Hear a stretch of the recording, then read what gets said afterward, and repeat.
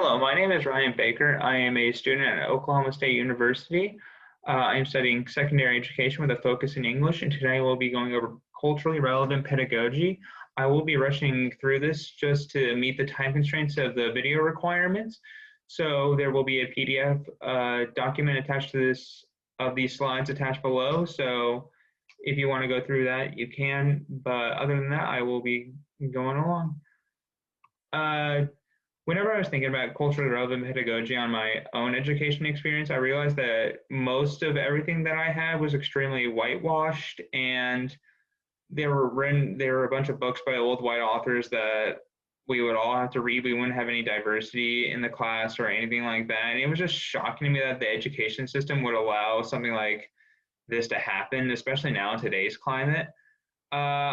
I want to be a part of a movement that brings change and more diversity into the classroom.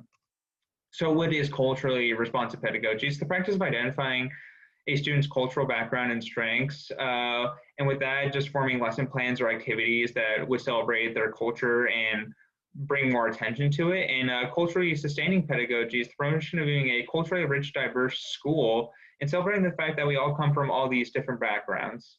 So why does it matter? It is the celebrating student culture, and it makes everyone feel like they have a special place in the minds of everyone, and getting the opportunity to allow to show what makes them unique. And here are some quotes that I found from some thought leaders.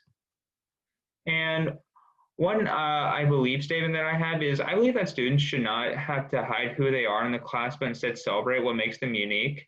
And one way I would want to do this is having them create an I am poem. And another way is I would have a zero tolerance policy against bullying or discrimination of any kind, whether that be through gender, culture, or anything like that. It would be a zero tolerance policy, and I would not stand for it.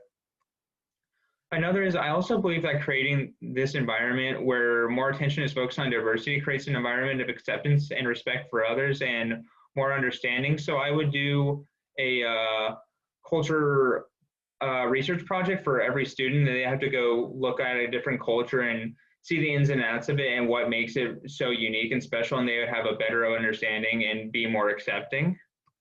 And I believe that our current education system should include more works of authors of different culture and gender backgrounds, because most of the stuff that we have are labeled as the classics and the essentials in high school. And I believe that with more culturally